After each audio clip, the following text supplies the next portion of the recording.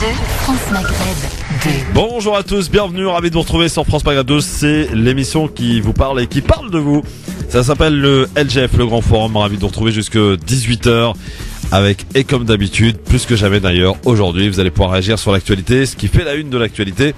Évidemment, une fois n'est pas coutume, on reparlera de cette polémique Made in qui continue avec la réponse de Made in, qui a déclaré hier soir qu'il n'était pas question que, enfin, c'était absolument particulier de permettre à l'extrême droite et à la droite de fixer les limites de la liberté d'expression.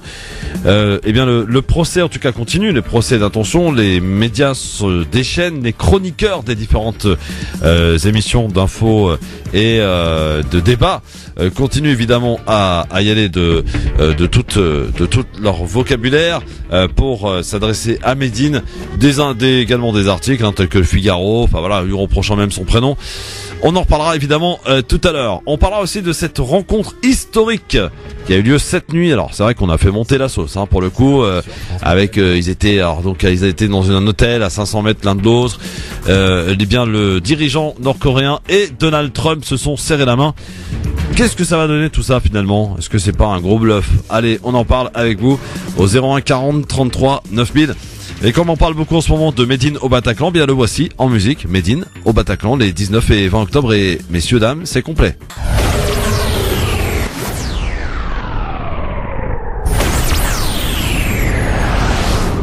France Maghreb 2, France Maghreb 2. France Maghreb 2 vous souhaite un bon ramadan.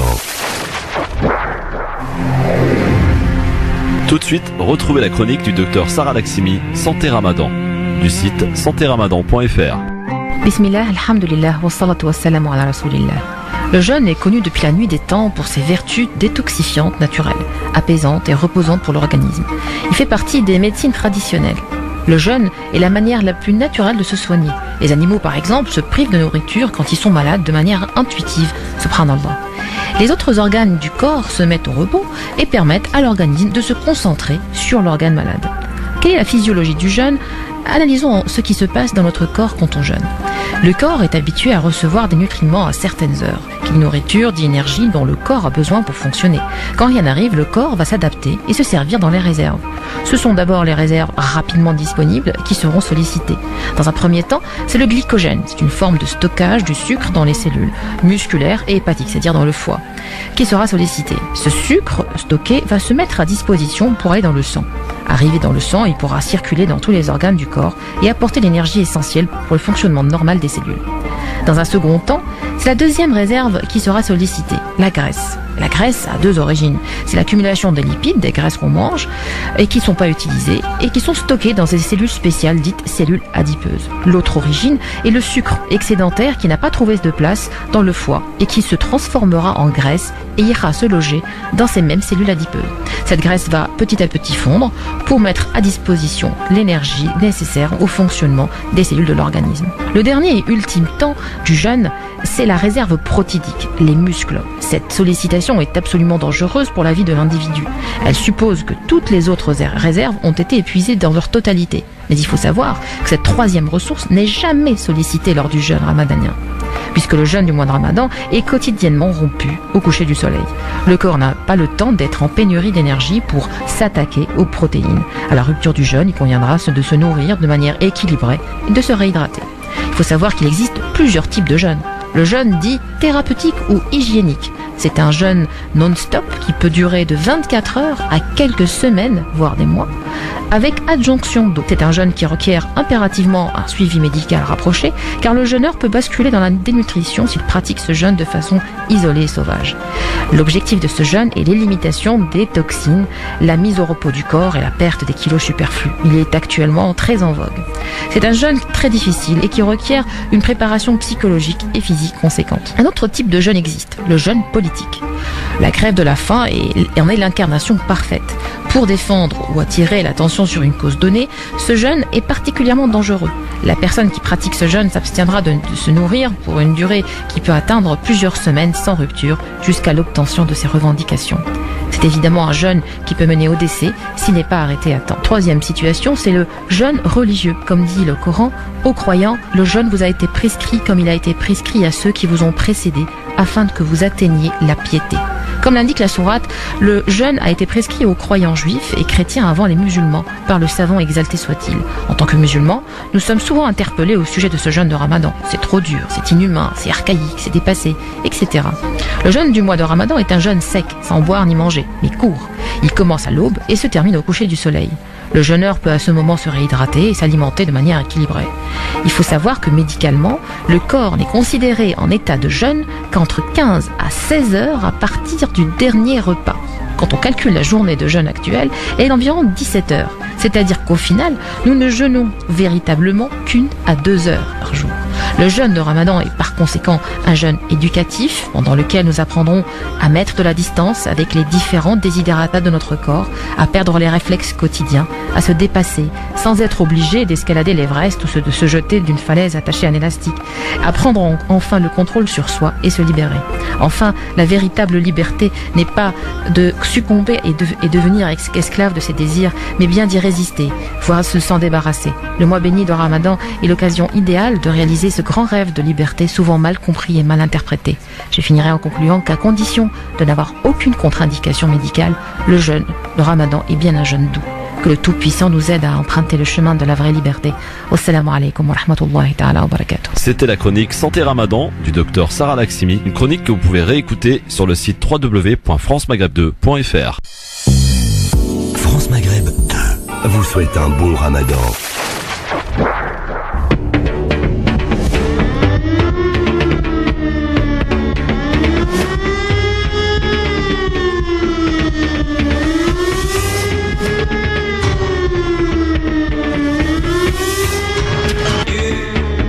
Christophe sur France Maghreb 2. LGF, le grand forum, merci d'être avec nous, ravi de vous retrouver une nouvelle fois, encore une fois, la possibilité de nous appeler pour intervenir dans cette émission et pour que vous puissiez vous exprimer sur les différents sujets qui font la une. On va en reparler d'ici quelques instants. Mais au cours de cette émission, puisque vous le savez, France Maghreb 2 était la nuit dernière du côté de Karouan pour la nuit du destin, le Qadr. Vous étiez d'ailleurs certainement beaucoup dans les mosquées à l'occasion de cette nuit si particulière. Et nous écouterons ainsi dans cette émission 3 belles rencontres qu'a fait Tarek Mami en Tunisie. Tout à l'heure le ministre de la Culture, le président Béjikra Essebsi à 17h30. Mais pour l'heure, on va commencer cette série de rencontres qu'a fait Tarek Mami. C'est le ministre des Affaires religieuses tunisien. Monsieur le ministre des Affaires religieuses de Tunisie, donc nous sommes heureux de vous avoir ici au Karouan en cette belle soirée de Layt al-Qadr, la nuit des destins. Et donc vous êtes en direct sur Radio France Maghreb, sur toute la France.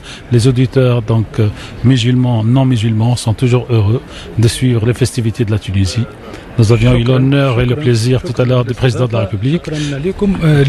كنتم معنا في جامع زيتون العشية والسيد رئيس الجمهورية أعطاكم كلمة بعد ما كملنا الموكب. هذيك هي تونس هذيك الاعتدال، هذيك البساطية، هذيك احتفالاتنا ليلة القدر، ليلة مباركة. شفت الأجواء في القيروان زاد الليلة أجواء رائعة. إن شاء الله مواطنينا اللي في فرنسا وفي كامل أوروبا نتمنى لهم ليلة قدر طيبة ونتمنى لهم عيد مبارك فطر إن شاء الله مبارك علينا الكل. والحقيقة نفتخروا اللي هم قعدوا باتصال ببلادهم بتونس. تونس أرض الإسلام، أرض الاعتدال، أرض الوسطية. هذا هو الحقيقة اللي شفتوها بعينيكم اليوم، وإن شاء الله تبلغ كل البث كان مباشر. الحمد لله هذا شيء نفتخروا به في تونس. ديما نقولها نأكد ان احنا تونس ارض الاسلام الاول. احنا عقبه بن نافع اختط القيروان 50 للهجره، وقبله هو جاوا العباد السبعه في 27 للهجره، العباد السبعه وبعثهم عثمان بن عفان. وهذا علاش نحن اليوم في تونس نفتخروا نقولوا عن السند المتصل بالرسول صلى الله عليه وسلم. هذا هو علاش السند المتصل. ونشوفوا الاجواء هذه اللي هي مش مباركه حكوميه بركه. انا اليوم نمثل الحكومه صحيح، ولكن شوف هالمد الشعبي هذا، المد الشعبي خاطر الدين نتاعنا الاسلام يجري في منا مجرى الدم.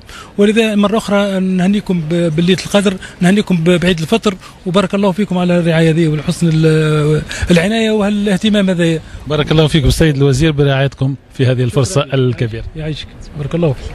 شكرا. Voilà, c'était le ministre donc des Affaires religieuses tunisien qui a rencontré Tarek Mami. Nous écouterons tout à l'heure le ministre de la Culture et le président Béji Essebsi qui a rencontré Tarek Mami, le président tunisien, hier à l'occasion donc de cette cérémonie qui avait lieu du côté de la Zitouna. Alors, on va évidemment maintenant la possibilité de nous appeler au 01 40 33 9000 pour réagir à toute l'actualité. Bien sûr, on va parler, elle a une de cette actualité aujourd'hui, c'est donc la poignée de main historique qui a donc eu lieu ce matin à Singapour, poignée de main appuyée entre Trump et Kim Jong-un, une grande première entre un président américain en exercice et un leader nord-coréen. Les deux hommes se sont entretenus pendant près de 5 heures. D'abord lors d'un tête-à-tête, puis au cours d'une réunion de travail suivie d'un déjeuner. Sur le fond, un document commun a été signé sur la dénucléarisation de la péninsule nord-coréenne, mais sans mention particulière au programme de l'accord du Nord. Sa formulation reste assez vague, y compris en termes de d'ailleurs calendrier. Tout sourire donc Trump s'est toutefois montré très positif et encourageant pour la suite du processus, se disant prêt à inviter son homologue à la Maison Blanche. Il assure que ce processus de dénucléarisation pourra désormais commencer très rapidement. Parmi les réactions, la plus attendue était celle de la Corée du Sud. Le président sud-coréen Moon Jae-in a salué un événement historique ayant mis fin à la guerre froide. Parmi les autres réactions, celle de la Chine, principal allié de la Corée du Nord. Pékin salue le début d'une ère nouvelle, mais appelle de nouveau à une dénucléarisation totale de son voisin. La Chine propose par ailleurs un allègement des sanctions de l'ONU contre la Corée du Nord. Au Japon, le Premier ministre Shinzo Abe salue un premier pas. Moscou considère la rencontre Trump-Kim comme un événement positif. Et pour Paris, le document signé à Singapour est un pas significatif, même si tout n'a pu être réglé en quelques heures. Voilà un petit peu sur ce qu'il fallait retenir parmi les principales déclarations et réactions de cet événement qui apparaît comme historique, qui a eu lieu cette nuit à Singapour, cette rencontre entre Donald Trump et King, qui s'était, vous en souvenez peut-être, il y a encore pas plus tard que 3-4 mois, insulté par tweet interposé. Vos réactions évidemment, 01 40 33 9000. Allô, bonsoir. Allô, 01 40 33 9000 évidemment pour nous appeler, pour réagir et à cette actualité bien sûr, parce que ça fait la une de toute la presse internationale aujourd'hui, cette rencontre donc entre le président américain Trump et le dirigeant nord-coréen. Est-ce que c'est une nouvelle ère, comme le dit donc là, en réaction de la Corée du Sud? Eh bien, vous nous appelez pour nous donner votre avis, 01 40 33 9000. N'hésitez pas, bien sûr, à prendre la parole là-dessus. Autre sujet, autre sujet qui était à la une, qui est à la une d'ailleurs aujourd'hui, et on en l'évoquait d'ailleurs dès hier soir, grâce à la bienveillance de quelques-uns de notre équipe sur Twitter. Il apparaissait en tout cas que ça fasse le sujet de polémique d'aujourd'hui. Une solution en tout cas est en vue pour le navire humanitaire Aquarius. Les 629 migrants qui sont à bord, ces personnes parmi lesquelles des femmes enceintes, des enfants en bas âge, pourraient rejoindre l'Espagne. C'est ce qu'on apprend grâce à l'aide de 2 bateaux italiens qui accompagneraient l'Aquarius jusqu'à Valence. Après 36 heures de confusion, donc les autorités italiennes qui ont refusé d'accueillir l'Aquarius ont proposé cette solution. Le voyage des côtes maltaises se trouve l'Aquarius jusqu'à Valence pourrait représenter 3 jours de navigation. Et à bord de l'Aquarius, donc les équipes attendent plus de garanties de la part des autorités maritimes italiennes. Écoutons d'ailleurs Aloïs Vimar, le coordinateur de MSF à bord du navire, joint par nos confrères de RFI. Ces gens sont déjà depuis plus de 3 jours en pleine mer, sans compter les difficultés qu'ils ont rencontrées avant ce voyage. Ils sont épuisés et là ils s'apprêtent peut-être à prendre à nouveau la mer pour au minimum 3 jours. Donc il faut qu'on s'assure que à bord des bateaux de la marine italienne, il y a des équipes médicales qui pourront les prendre en charge, qu'ils pourront être nourris, qu'ils pourront être évacués si jamais il y a des situations médicales qui se compliquent. Tout le monde est en état de voyager, mais la météo va se dégrader cet après-midi. Il faut rappeler qu'on est sur un bateau, qu'il y a des dangers d'être aussi longtemps en mer, ça peut engendrer des complications. On est loin des côtes, on va être encore plus à distance des côtes, donc il faut qu'on s'assure que ce plan que l'Italie nous soumet est raisonnable et sécure. Voilà pour ce qui est de la réaction donc de Loïs Vimar de Médecins sans frontières. Ajoutons que l'Aquarius compte poursuivre ses sauvetages au large de la Libye lorsque les 629 migrants à bord seront arrivés en Espagne. C'est une déclaration de la directrice de SOS Méditerranée, l'ONG qui affrète l'Aquarius. Enfin, cette réaction très vive d'Emmanuel Macron, le président français, dénonce, je cite, la part de cynisme et d'irresponsabilité du gouvernement italien qui a refusé donc d'accueillir l'Aquarius. Voilà pour ce que l'on pouvait dire là aussi sur cette également actualité et cette réaction de Emmanuel Macron. 01 40 33 9000 là aussi pour nous donner votre réaction. Vous n'hésitez pas là aussi parce que c'est un sujet qui fait la une aujourd'hui. 01 40 33 9000. Autre sujet sur lesquels vous pourrez évidemment réagir. Voilà, je vous les présente et vous pourrez après disposer en nous appelant 01 40 33 9000. Polémique toujours et encore autour de la programmation en octobre donc du rappeur Medine. Depuis quelques jours, élus de droite et d'extrême droite dénoncent une programmation qu'elle juge insultante pour les victimes. Le parti Les Républicains va plus loin. Il demande au gouvernement d'intervenir. Écoutez Lydia Guirous, la porte-parole du parti. Voir ce rappeur pro-djihad se produire au Bataclan, là où des dizaines de personnes ont été tuées par des djihadistes islamistes, est juste insupportable, intolérable. C'est une insulte pour les victimes, pour leurs familles. C'est une provocation à l'endroit de la République. Nous demandons au gouvernement d'interdire cette représentation. Voilà, ça c'est Lydia Guirous, donc du micro de RFI. Du côté des associations de victimes du 13 novembre, on dénonce plutôt la récupération politique et faite des attentats. Voilà, la récupération politique, donc les associations de victimes n'en veulent pas. Philippe Dupiron, président de 13 of 15, également l'a dit, l'a répété. Il parle d'une réaction et la contestation et la dénonciation de la récupération politique qui est systématiquement faite de ce type de manifestation d'événements. Life for Paris également qui réagit de la manière un peu similaire, une autre association de victimes. Donc Alexis Lebrun qui est son porte-parole là aussi parle donc s'opposera et s'opposera toujours à toutes les sortes de récupération politique des attentats et bien évidemment donc ce à quoi on a affaire selon lui dans cette polémique. Le fond de la polémique en revanche donc divise pour Samia Maktouf, avocate de plusieurs victimes. Ces concerts représentent un risque à l'ordre public.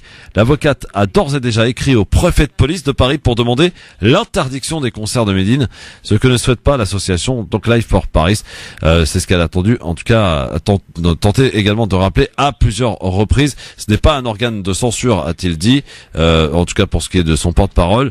Chacun est libre d'écouter, d'aimer ou pas son concert ou pas. Notre rôle, dit-il, est d'être apolitique. Encore une fois, de ne faire aucune censure artistique.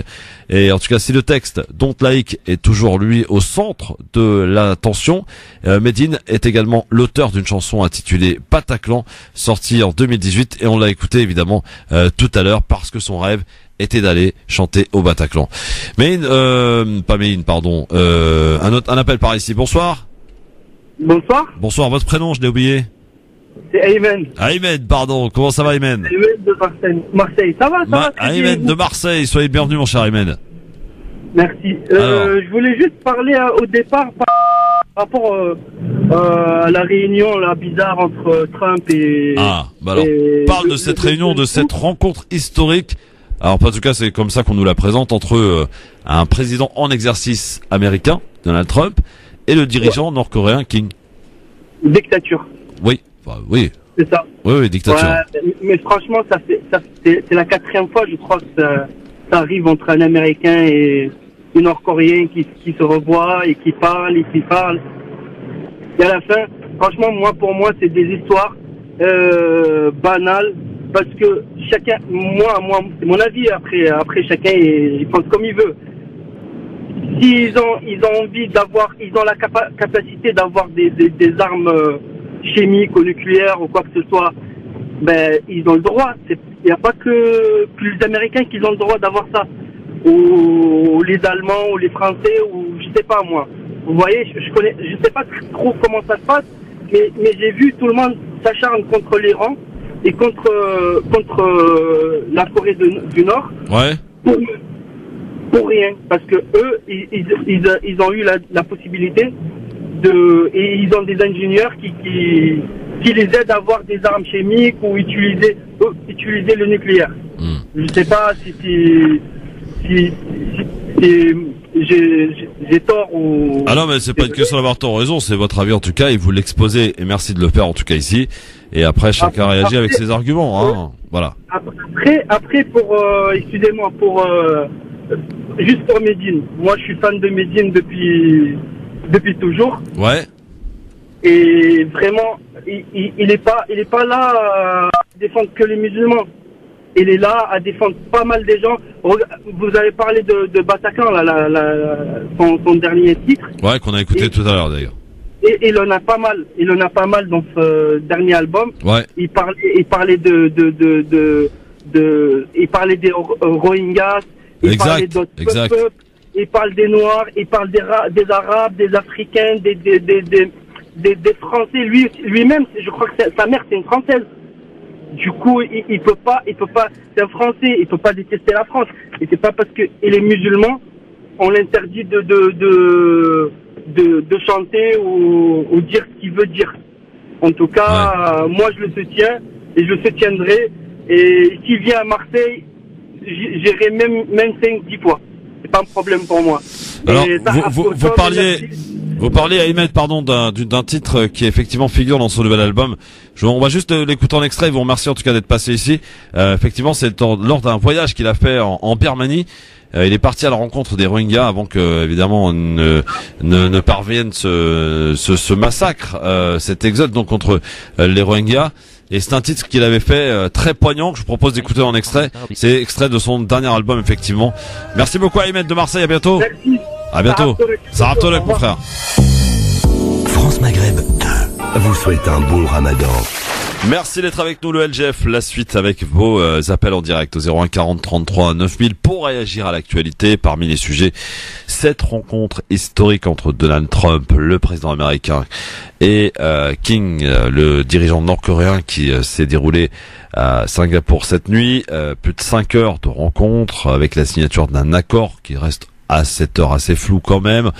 La suite de la polémique, Médine et ses avocats de victimes qui demandent au gouvernement d'interdire le chanteur au Bataclan les 19 et 20 octobre prochains, avec en tête parmi ses avocats Samia Maktouf, qui est l'avocate d'ailleurs de Latifa Benziaten, et également Lydia Guirous du côté du parti des Républicains, évidemment, qui demande au gouvernement là aussi d'agir et d'interdire le spectacle de Médine les 19 et 20 octobre prochains au Bataclan. Et bien, vous continuez de réagir évidemment sur cette affaire, cette polémique qui n'en finit pas. Et puis autre polémique qu'on avait vu également à venir, hein, pour le coup, hier, vous en avez parlé dans cette émission avec mon ami Sofiane Lakhdari, sur silence assourdissant des autorités françaises sur l'Aquarius, le bateau de l'ONG SOS Méditerranée, coincé entre Malte et l'Italie, donc avec à son bord 629 migrants, dont de nombreux enfants et plusieurs femmes enceintes.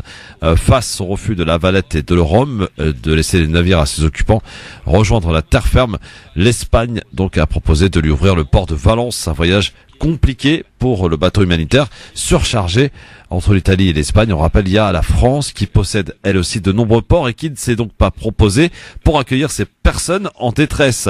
D'où ce reproche de la part de beaucoup de personnes, évidemment, de cette France qui s'est tue et qui s'est tue de manière voilà. Et ça peut déranger et ça pose question bien sûr pour beaucoup de personnes. Vous nous appelez, vous nous dites 01 40 33 9000. Mais juste là avant, je vous propose de retourner du côté de la Zitouna où cette nuit il a rencontré donc le ministre de la culture, tunisien, interrogé par Tarek Mami en direct hier. Écoutez. Monsieur le ministre de la Culture de la Tunisie, vous avez l'habitude d'intervenir sur notre radio. Aujourd'hui, l'occasion est un peu double, puisqu'elle est à la fois à l'occasion donc de la nuit des destins Layl al-Qadr, et que le prêche qui a été fait ici, que nous avons diffusé en direct, a appuyé, certes sur l'économie, mais beaucoup sur la culture comme moyen de compréhension de la religion, comme moyen du vivre ensemble et comme moyen de développement humain. Moi, je crois que la religion dans tout ça, et l'islam en particulier, je pense que c'est une religion qui incite au travail, qui incite à la valeur travail, qui incite à la valeur du développement et qui incite généralement l'humain en général de faire montre de ce qu'il a de meilleur. Donc rien d'étonnant à ce que aujourd'hui le discours soit tenu dans cette phase et dans ce rapport justement à cette valeur essentielle qui est le développement, le travail et la croissance en général, parce que l'homme doit courir justement vers ce qui peut améliorer, promouvoir sa vie et le laisser entreprendre justement le meilleur pour lui-même. La culture est aujourd'hui un axe de développement partout dans le monde. Quand on voit le cinéma américain, sans ne pas le citer, quand on voit le cirque chinois, est-ce qu'aujourd'hui, en Tunisie et dans le monde islamique, ce pont de culture peut permettre à la fois ce développement humain recherché et cette culture qui devient universelle au-delà du discours des uns et des autres? Justement, c'est tout le travail justement que nous devrions faire, que de rendre la culture dans les pays islamiques de manière générale une culture tout à fait probante pour l'économie, pour le développement et pour l'émancipation de l'homme. Il n'y a pas d'antinomie, je pense, et il n'y a pas d'antagonisme entre la culture et la religion. Il y a une complémentarité possible entre la vie et le spirituel, entre ce qui peut promouvoir justement la vie humaine dans ce qu'elle a de plus beau et les obligations que peut avoir l'homme en général, l'humain en général, vers la morale, vers le spirituel, vers l'élévation, vers le métalangage, etc. Donc, ce sont des éléments très importants à promouvoir aujourd'hui dans le rapport de la société, quelle qu'elle soit, dans son rapport à l'islam et ses facteurs culturels. Donc, je pense que cette révolution qui devrait nous inciter à repenser notre présent et le mettre en phase avec ce qui peut le promouvoir davantage, c'est important que l'homme, dans son rapport à la divinité, à la religion, à l'islam, et c'est notre cas, que tout ça s'accompagne en même temps d'une véritable motivation et d'un véritable engouement pour faire avancer les choses. C'est-à-dire que l'homme doit prendre aussi un petit peu par les mains son destin pour pouvoir promouvoir. Bien sûr, il compte sur la bénédiction divine, c'est très important, mais il est important pour lui aussi d'essayer d'entrevoir ce qui peut réellement donner un essor à son quotidien, et c'est très important que ce soit sur le plan symbolique ou alors que ce soit sur le plan matériel et véridique. Côté culturel et musical, la Tunisie est connue à l'international par Ziara, oui, et par la Hadra, des spectacles qui mélangent culture, religion et tradition, voire danse. Moi je l'ai appelé une fois, c'est un peu le gospel islamique en essence. Moi, je pense que il faut différencier quand même ce qui est de l'ordre du sacré de ce qui pourrait être de l'ordre du spirituel. Et bien sûr, ces traditions soufis qui sont une phase de notre appartenance au monde arabo-musulman. C'est très important. Donc, et je crois que Ziyara ou le Hadra ou un certain nombre de rituels musicaux qui sont repris maintenant de manière scénique et de manière visuelle et de manière tout à fait montée scéniquement, c'est important de dire à quel point aujourd'hui il est important aussi de cultiver ce rapport nouveau au patrimoine. Un patrimoine dans son rapport spirituel, mais un patrimoine aussi qui réinvente justement les mythes, qui réinvente aussi tout ce rapport justement à la musique soufie et spirituelle, et c'est important d'y travailler. Merci Monsieur le Ministre d'être intervenu sur France Maghreb 2 pour cette occasion, donc de la nuit des destins en direct sur France Maghreb 2, en direct de cette mosquée Zitouna.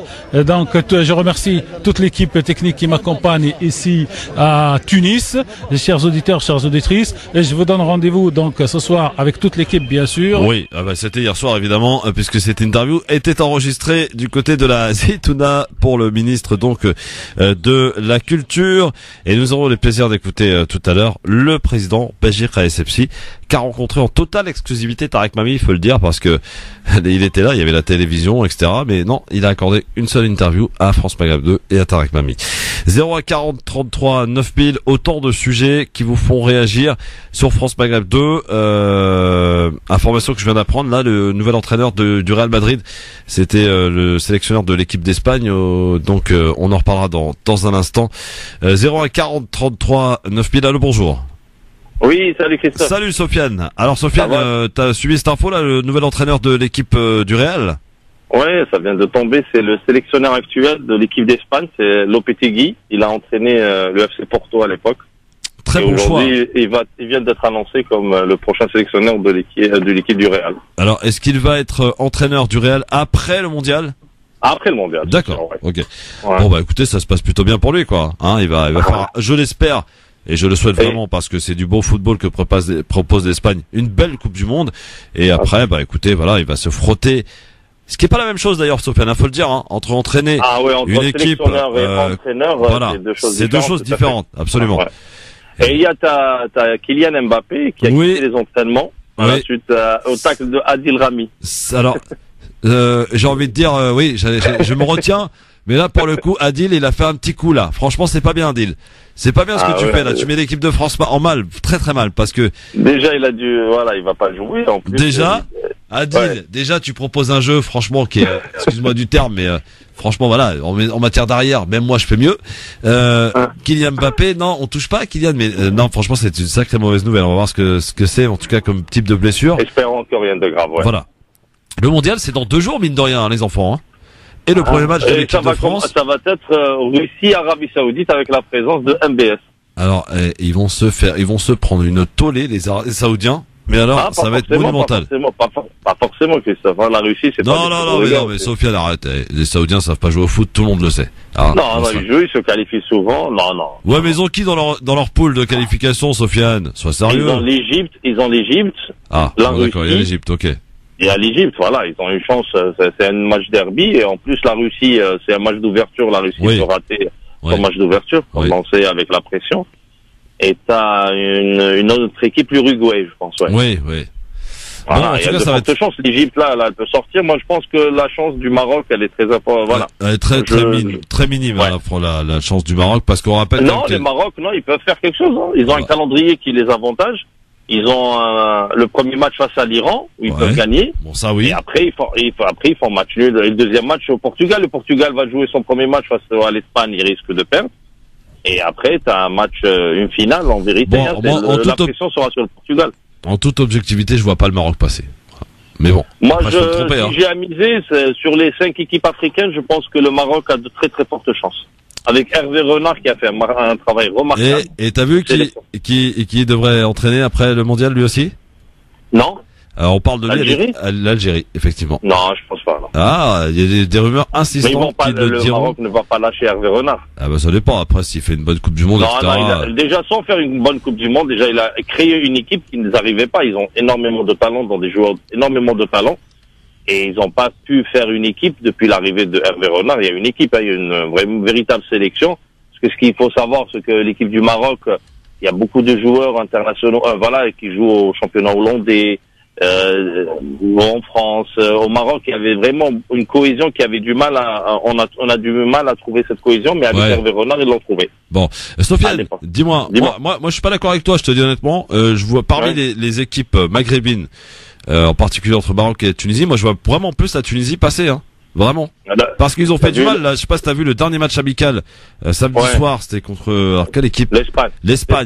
Ils ont peut-être, certes perdu, mais ils ont été, très combatifs, les Tunisiens. Attention. Non, vraiment, ils ont, après, avec, la Belgique, c'est des foudres de guerre, hein. Pas la Belgique, attends, excuse-moi, la Belgique au dernier championnat d'Europe, on les voyait grands vainqueurs. Bon, ils ont extrêmement déçu. Non. Je sais pas ce que ça va donner au niveau du jeu de la Belgique. Avec la Belgique et l'Angleterre, moi, je vois pas la Tunisie. Après, l'Angleterre, c'est pas une équipe de ouf, hein. La preuve, l'Algérie, vous avez failli les battre, hein, les Anglais, donc, Bah oui. Moi, je vois surtout le Maroc, peut-être, je parle avec.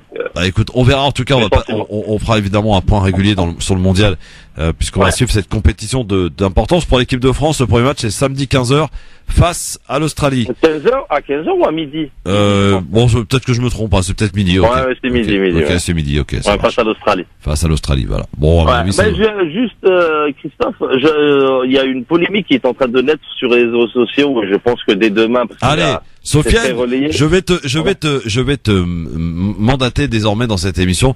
Tous les soirs, tu vas essayer de nous trouver le sujet qui fera la une de demain. Au top, pour l'instant, t'as un sans faute. Samedi soir, je rappelle, Sofiane Dagdari m'appelle. Médine, ça fera la une lundi. Ok. Hier soir, il nous dit, ça sera le bateau Aquarius dont on a parlé. C'est parti. Demain, qu'est-ce qui fera la une de toutes les émissions de débat Non, pas la une, mais la sauce elle commence à monter. Je sais pas ce qu'ils vont arriver à la mettre en première, mais on va en parler. C'est une rue dans la ville de Besançon, qui a pris le nom d'allée de la Nekba. Oula, le maire communiste vient d'inaugurer cette rue. Je sais pas si c'est aujourd'hui ou c'était hier. Ouais. Mais l'allée de la Nekba, c'est écrit en français et en dessous, c'est écrit en arabe. Oh là là. Et c'est écrit la Nekba et il parle de Ben Gurion en tant que de criminel de guerre. Oh là là là là là. C'est écrit comme ça. Alors du coup, les réseaux pro-israéliens sont en train de monter sur les réseaux sociaux. Ouais. Et je pense que d'ici demain, ça va être à la une où on va parler de ce maire communiste qui fait le relais du Hamas et on sait la sauce comment ça va être présenté. Écoutez bien France Maghreb 2 parce qu'avec Sofiane Akdari, voilà, je te donne cette mission en direct cet après-midi. Sofiane, tu vas essayer comme ça de manière quotidienne de nous trouver ce qui fera la une de demain. Et on prend le pari, moi je le sens bien, ça c'est une bonne affaire pour les médias. Ouais, ça c'est un truc qui va faire discuter pour les GG, pour compagnie, là c'est parfait. Hein. Ça va être la une avec Pascal Pro, heure des voilà, et tout. Voilà. Il va ramener toute la smala pour le maire communiste de Besançon. Donc le maire communiste de Besançon, qui est une ville qui se situe dans le 78, a inauguré donc une allée, la Nakba. Allée de la Nakba. Allée de la Nakba. Tout ce qui est écrit en dessous, ce qui est vraiment que dénoncent les pro-israéliens, c'est que Ben Gurion est traité de criminel de guerre. Très bien. Vos appels.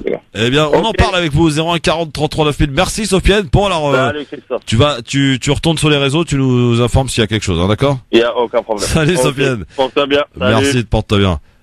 Il est trop fort ce monsieur Lakdari. Franchement, pour l'instant, il a un parcours sans faute, hein. Parcours sans faute pour l'ami Sofiane, je tiens à vous le dire. 01 40 33 9000. Il s'était vraiment pas trompé. Il va sur Twitter, il chine, il regarde un petit peu ce qui se passe. La pression montée. Et pour l'heure, il se trompe pas. Donc, vous avez retenu sur France Maghreb 2 demain. Le sujet de la une, ce sera donc l'allée de la Nakba, inaugurée donc par le maire de Besançon dans le 78. Et, où il y a écrit donc en dessous, Ben Gurion comme étant un criminel, de guerre. Donc, évidemment, vous nous appelez 01 40 33 9000. Vous verrez que l'ami Sofiane ne va pas se tromper encore une fois. On peut réagir sur plein de sujets pour la suite de cette émission. La polémique Médine, le silence assourdissant des autorités françaises pour ce bateau qui devrait passer par la France et pourtant aucune proposition a été faite pour ravitailler ces occupants de ce bateau et pourtant la France compte pas mal de ports, ça fait la une aujourd'hui. Et puis de cette rencontre également entre King et Trump, c'était à Singapour. Allô, bonjour. Oui, bonjour Christophe. Bonjour, quel est votre prénom? C'est Mohamed. Moi c'est pas pour intervenir, c'est juste pour... on est en direct, Mohamed. On est 95. Besançon, c'est dans le 95. Ouais. Ah oui, j'ai dit une bêtise. T'as raison. Merci Mohamed. Merci de me rectifier. Bon courage, à bientôt. Merci beaucoup. Au revoir. Effectivement, il a raison. Le 95, c'est pas le 78. Le Val d'Oise, c'est pas les Yvelines. Effectivement. Merci Mohamed. Et bravo en tout cas de nous rectifier lorsqu'on dit des conneries. Et ça nous arrive de manière régulière. Hein. Il faut le dire. Surtout en cette période. 01 40 33 9000. Merci Mohamed en tout cas. Et bien vu. 95 Besançon évidemment. Allô, bonjour. Allô. Allô. Oui, bonjour. Oui, bonjour Christophe. C'est Omar. Bonsoir Omar. Tu nous appelles d'où Omar? Ça va? Oui. J'appelle sur la route là, je suis dans les Beauchaux là. Bon courage Omar. Alors qu'est-ce qui se passe Omar? Qu'est-ce qui te fait réagir aujourd'hui? Je vous ai appelé, c'est Besançon dans le 95. Oui, merci, oui, ça y est, Mohamed vient de le dire. C'est sympa les gars, hein? Ouais, ça va? Oui, ça va, alhamdoulilah, et toi? Écoute, je dis bon fin de Ramadan à tout le monde. Ah, ça approche à grands pas là, hein? On y est, ouais, hein? On y est. Hein. Bon. Ok. Bon courage. Allez, merci. Merci. 01 40 33 9000. C'est bon, les gars. Je sais que Besançon, c'est dans le 95. Voilà, 95, Val d'Oise. Ok, merci beaucoup, les gars. Super sympa. Heureusement que vous êtes là, hein. Bon. En tout cas, on en parle avec vous dans un instant. La suite du LGF avec dans un instant. Et à suivre, également un petit tour par la Zitouna où a rencontré en totale exclusivité, on peut le dire, Tarek Mami hier a rencontré le président tunisien Béji Caïd Essebsi. Le moins que l'on puisse dire, c'est qu'il connaît bien ses versets. À tout de suite. France Maghreb 2, France Maghreb 2. France Maghreb 2 vous souhaite un bon Ramadan. Bonjour, Le sport peut être pratiqué pendant le ramadan, mais modérément. Si l'on veut garder un corps en forme et un cœur ferme, faites du sport. Le messager d'Allah, salut et bénédiction sur lui, disait « Allez en expédition, voyagez, vous serez en bonne santé ».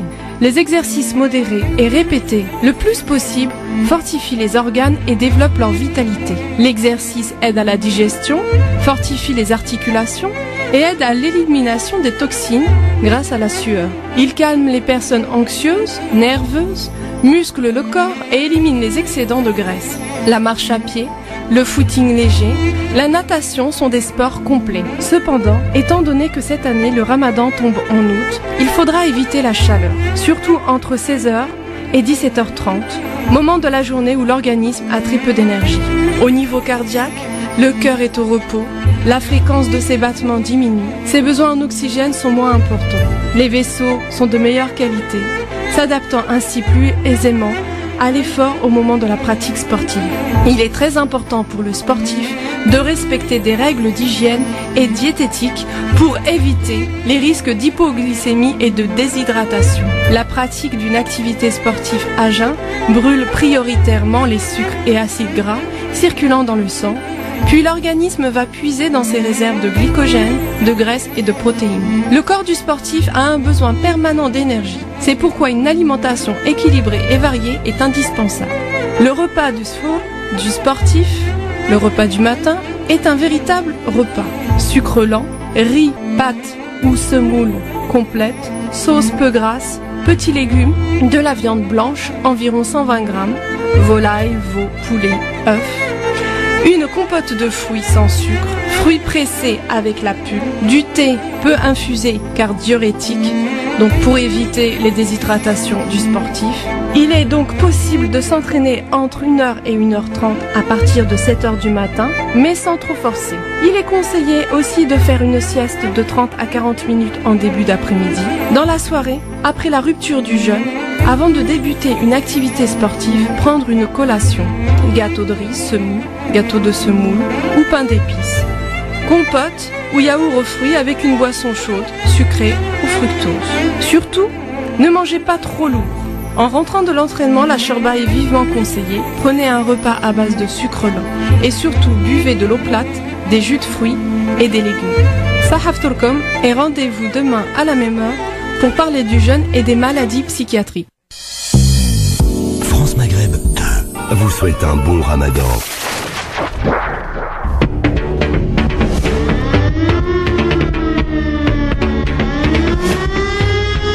LGF, le grand forum, merci d'être avec nous en ce mardi sur France Maghreb 2, 12 juin. J'espère que tout va bien. On continue de parler d'actualité avec vos appels au 01 40 33 9000. Omar Donne-les-sous-Bois. Bonsoir Omar.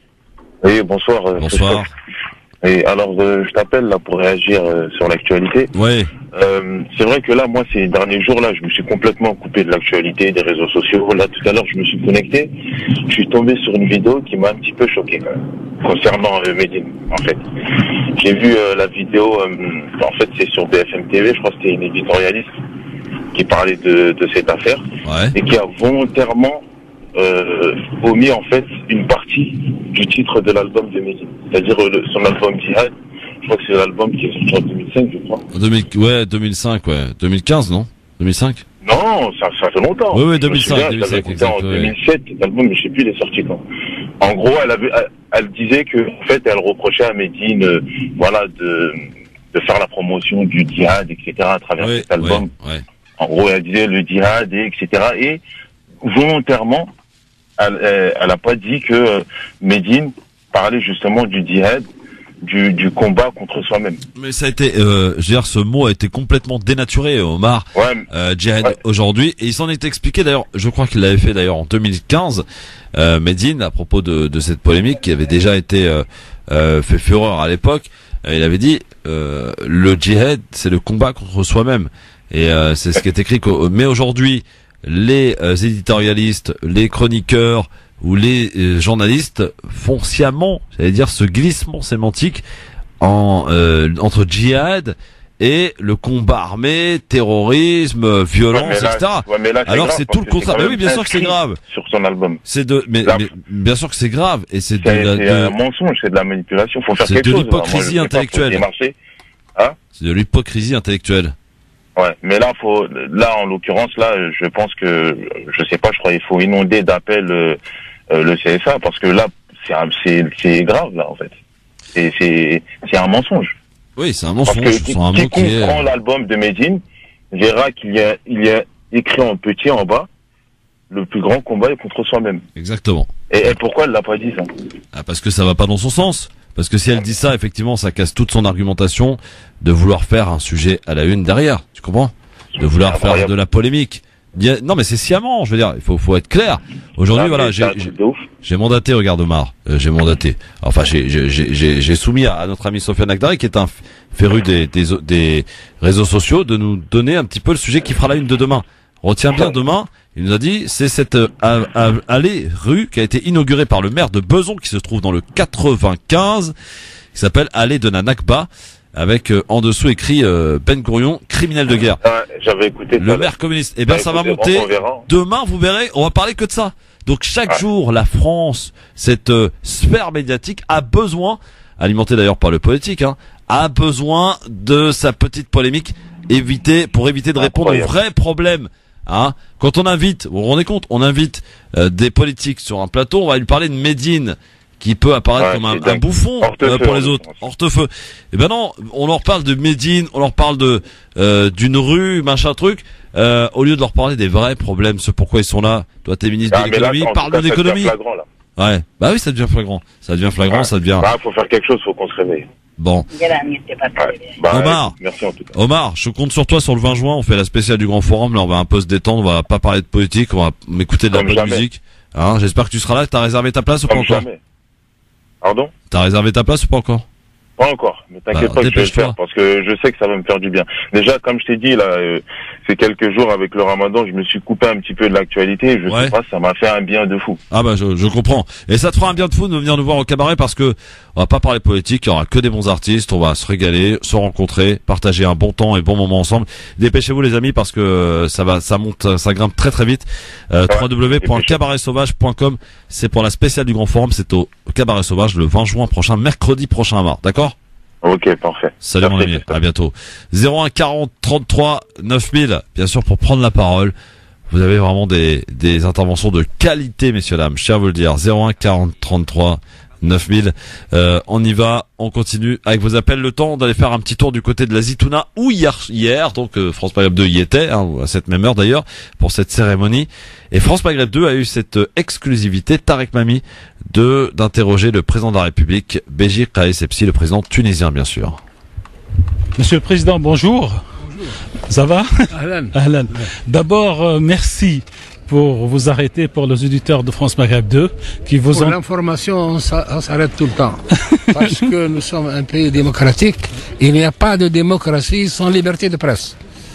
Je vous remercie pour ça, Monsieur le Président. Vous êtes en direct sur France Maghreb 2, sur toute la France.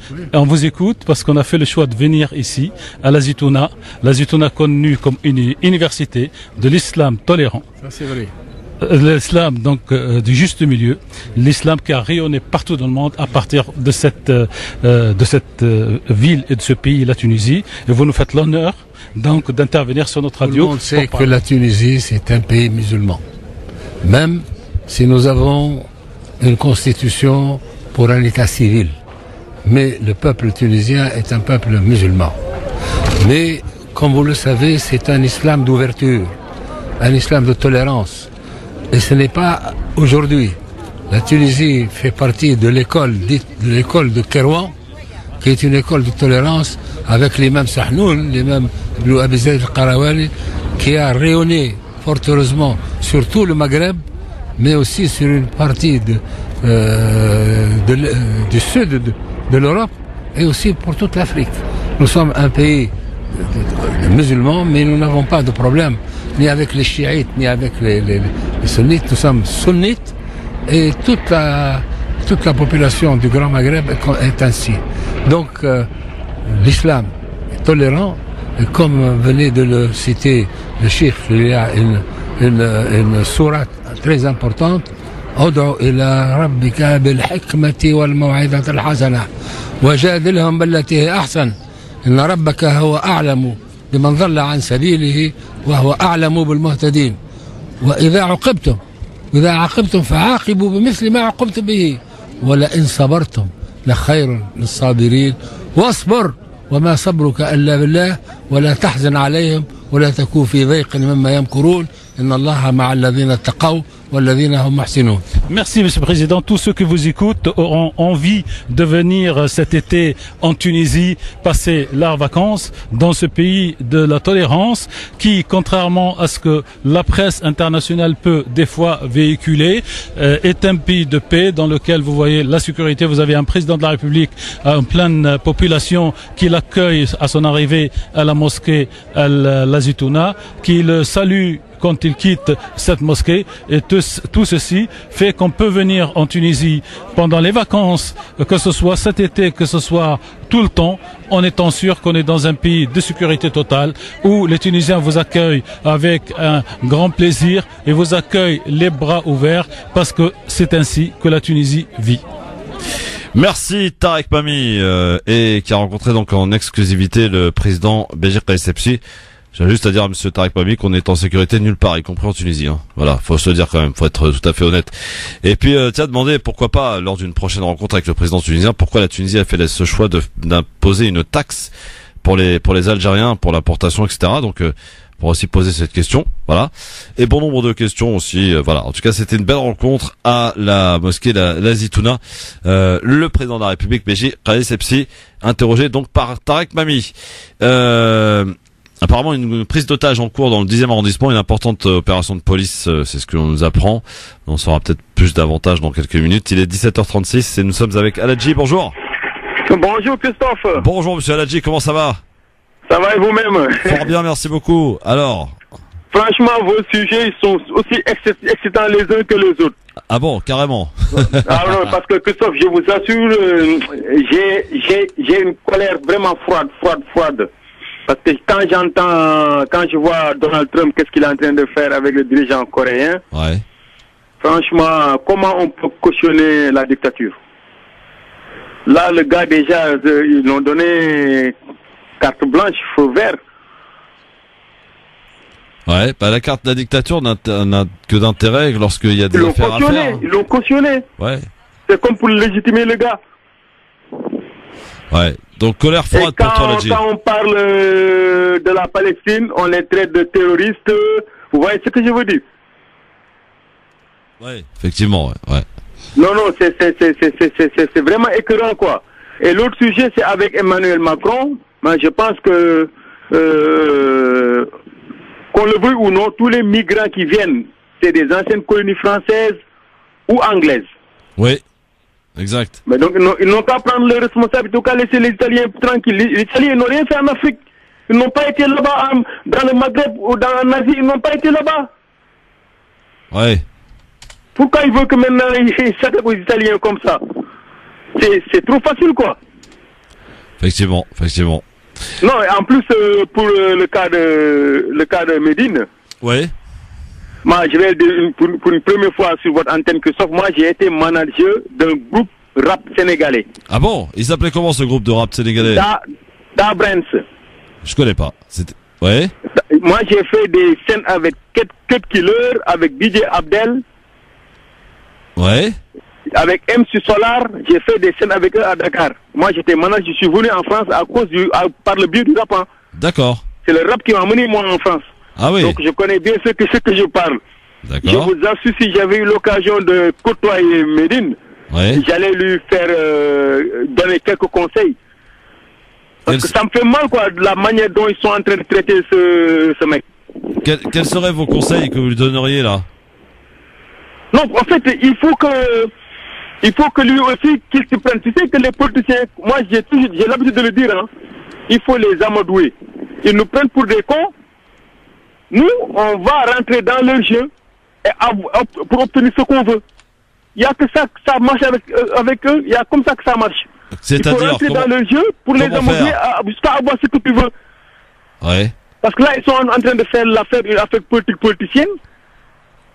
Ouais. Hier, j'entendais dans vos antennes les familles de Bataclan, ils sont en train de soutiennent Médine. Aujourd'hui, 2 autres gars qui sont contre le conseil. Vous voyez ce que je veux dire? Ouais. Ils manipulent les gens comme ils veulent, quoi. Ouais, c'est vrai. Et c'est pas acceptable.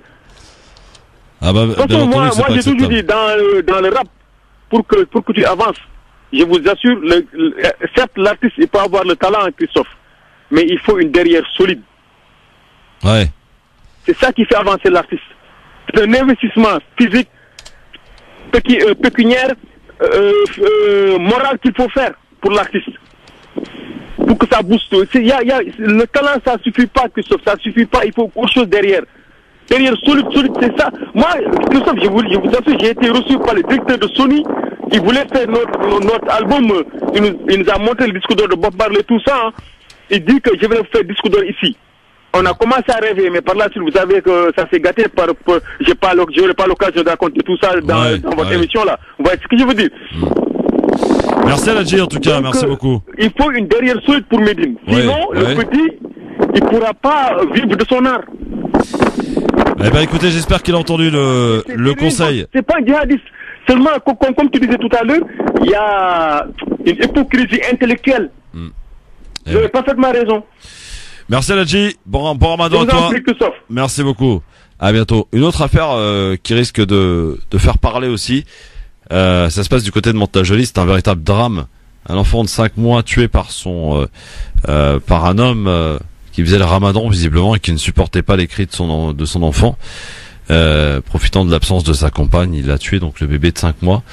Un véritable drame qui se déroule donc du côté de Mantes-la-Jolie, qui risque et j'espère qu'on n'utilisera pas ce drame pour encore une fois faire le procès à ceux qui font le ramadan, qui provoquent des bagarres ou sont très énervés, insultent les femmes qui font pas le ramadan.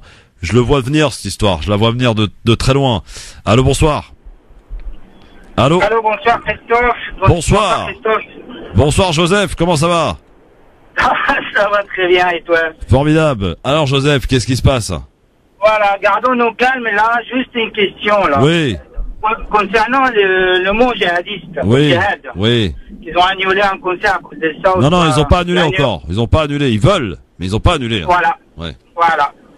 Bon, la question la plus importante, Christophe, c'est leur faute, l'Européen qui comprend les mots djihad comme ça. Est-ce que c'est leur faute? Bah bien sûr que c'est leur faute, Joseph. Et puis quoi encore? Attends. C'est pas eux qui ont inventé le mot djihad. Mais c'est eux qui l'ont dénaturé, par contre. C'est eux qui l'ont dénaturé, Joseph. Voilà. Comment ça se fait? Les Européens ne parlent pas arabe. Oui, bah juste. Ils parlent arabe quand ça les arrange. Le mot djihad. Non, mais Joseph, arrêtons cette hypocrisie, s'il te plaît. Pas ici. Pas ici, Joseph, arrête. Tu peux aller servir ta soupe ailleurs, mais pas ici. Oh. J'ai dit, on garde nos calmes quand même. Oui, mais non, mais je suis calme. Mais au bout d'un moment, quand tu fais preuve de mauvaise foi, ça n'a pas lieu d'être ici, Joseph. En plus, il m'accuse que j'ai mauvaise foi. Bien sûr mais évidemment que tu fais preuve de mauvaise foi, Joseph. Évidemment. Pourquoi? Mais parce que tu sais très bien. C'est qui comprend les mots comme ça. Attends. Je vais transformer ma question à notre, avec Transforme ta question. Ouais. Voilà. Si on parle des Américains. Ouais. Par exemple, c'est pas les Européens. Ils ont mal compris ça. Aujourd'hui, par exemple, en États-Unis, quand vous dites Allahu Akbar, c'est plus noble que Jihad. Ils ont peur, les gens. C'est leur faute. On comprend maintenant le mot Allahu Akbar, ça signifie danger. Pour eux, c'est leur faute aussi. C'est leur faute, l'Européen, quand ils comprennent le mot Allahu Akbar. Quand on dit dans un lieu public, quand on dit Allahu Akbar. C'est leur faute qu'ils comprennent ça. C'est moi qui ai la mauvaise foi ou c'est toi? C'est vous, Christophe. Qui a les mauvaises foi maintenant? Eh ben c'est toi, mon ami Joseph, parce qu'effectivement, il ne sert à rien d'affoler une population et tu sais très bien qu'aujourd'hui les médias ont ce pouvoir d'utiliser ces mots, de les répéter, de les faire passer pour ce qu'ils n'ont pas, pour ce qu'ils ne sont pas, pardon. Et djihad, si tu connais un tant soit peu l'arabe, mon cher Joseph, tu sais très bien ce que ça veut dire et je sais que tu sais parler l'arabe même mieux que moi. Donc s'il te plaît, cette mauvaise foi, elle m'agace parce que tu viens ici sur France Maghreb 2 dans une émission que tu connais parfaitement, nous faire la soupe, de nous dire c'est de leur faute aux Européens s'ils savent pas ce que ça veut dire djihad. Arrête tes conneries, Joseph. Pas ici. Pas ici. Va le faire ailleurs, mais pas ici. Christophe, calme-toi. Je suis calme, Joseph. Je suis très calme, mon ami. Tu devrais être neutre sur la radio. Arrête de prendre une partie. D'abord, attends, Joseph. Joseph, t'es le son. Je pose la question, est-ce que c'est leur faute, oui ou non? Eh ben, je laisse répondre les auditeurs. C'est leur faute. Je laisse répondre les auditeurs. À mon avis, prends un sondage. Ouais. Fais un sondage. Ouais. Mais, crie bien les gens qui vont voter. Je suis clair et net. Est-ce qu'aujourd'hui, quand on dit rendez-vous arabe, ou soit travail arabe, c'est la faute d'Européens aussi? Bon, Joseph, tu m'as fatigué. Joseph. Excuse-moi, Frédéric. Ouais, mais tu m'as fatigué, là, je tiens à te dire quand même. Tu me fatigues. Faut que chacun achète un miroir chez lui. Ouais. Merci, Joseph, pour les bons conseils. Merci pour les bons conseils. Tu es rempli de bons conseils, Joseph. Salut. 01 40 33 9000. Oui, on reste calme. Non, on reste calme. On est toujours calme dans cette émission, pas de problème. Mais la mauvaise foi, j'avoue que ça me fatigue, quoi. Surtout quand on vient nous sortir de la soupe pareille. Les pauvres, on va presque dire, bah écoutez, mais les pauvres, ils comprennent pas l'arabe. Pourquoi vous les... Alors s'ils comprennent pas l'arabe, pourquoi ils donnent une signification à un mot dont ils ne comprennent pas? Vous voyez, faut arrêter. Ils savent très bien ce que ça veut dire. Et quand on parle de Médine, et que juste en dessous de djihad, il y a combat contre soi-même, et que les journalistes font sciemment exprès d'appuyer sur djihad et ne pas dire la suite, c'est quoi si c'est pas de la mauvaise foi, de l'hypocrisie, et pour pas dire autre chose parce qu'on est en Ramadan, donc je me tairai. Bonsoir. 01 40 33 9000. Bien sûr, pour nous appeler, pour prendre la parole, il n'y a pas langue de bois. Et cher Joseph, oui, je suis neutre, oui, je ne prends pas parti, mais je donne de temps en temps mon avis, j'en ai le droit, comme le font d'ailleurs tous les animateurs journalistes de ce pays. Pourquoi moi je m'en priverais, mon cher Joseph? Voilà, 01 40 33 9000. Allô, bonsoir. Allô? Oui, bonsoir. Bonsoir, cher monsieur, quel est votre prénom? Oui, salam alaikum. Bonsoir, votre prénom? Oui, je suis sur France Maghreb, là. Votre prénom, cher monsieur? Oui, c'est Rabia de Villejuif. Bonsoir, bienvenue, on vous écoute. Oui, c'était pour dire que le monsieur là qui venait de parler là. Oui, il s'appelle Joseph. Appelez-le Joseph. Oui, Joseph. Voilà. Non, c'est pas ça. Ce qu'il voulait dire, c'est que ça, c'est la faute des médias qui ont utilisé le mot djihad. Bah oui. Mais c'est pas ça qu'il a dit. Comme combattant terroriste et tout ça, c'est pour ça. Ouais, mais c'est pas ça ce qu'il a dit. Il a dit, est-ce que c'est leur faute aux pauvres Européens qui ne savent pas ce que ça veut dire djihad et voilà. Mais non, les Européens, ils savent très bien ce que ça veut dire. Bien sûr, ils savent très bien. C'est pas des imbéciles. Oui, c'est ce que je dis. Ils savent très bien ce que c'est. Le mot djihad, c'est le combat de soi pour faire du bien et tout ça, quoi. Ouais. Voilà. Mais bon, après, je pense que c'est ce que voulait dire le monsieur Joseph. Non, pour le connaître un petit peu, l'individu qui intervient depuis de nombreuses années sur les radios, il a une haine viscérale contre l'islam et les Arabes. Donc voilà, il faut le dire. Il faut le dire. Donc, mais il faut arrêter de se cacher. Hein, il faut dire les choses. Quoi. Faut prendre. Voilà, faut y aller clairement. Faut sortir les. Bon, merci en tout cas.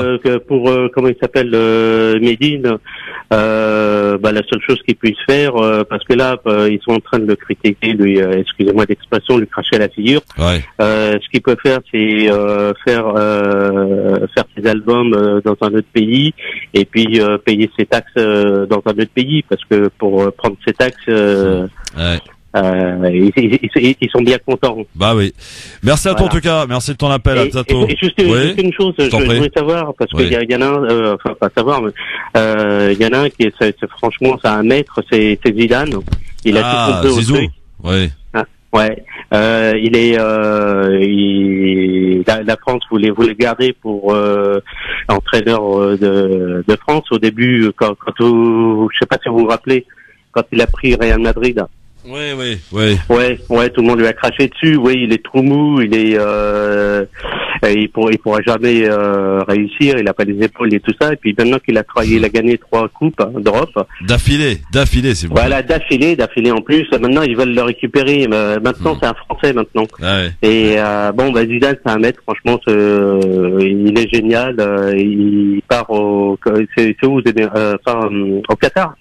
Je sais pas où il part au Qatar. Non, pour l'instant, je sais pas où il part exactement. Ouais, je sais plus, il part en Arabie Unie ou je sais. Non, mais pour l'instant, je pense qu'il a pas annoncé de club, hein, et il reprend pas de club pour l'instant, si.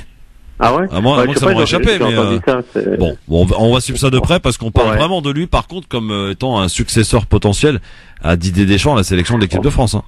Ouais, mais moi, pour faire un pied de nez à la France, moi, je trouve que il devrait faire entraîner, je veux dire, une autre équipe comme ça. Après, il verra bien ce que c'est. Ouais, mais ça serait dommage d'aller au Qatar ou je ne sais où griller sa carrière, alors que pour l'instant, il est en haut de l'affiche.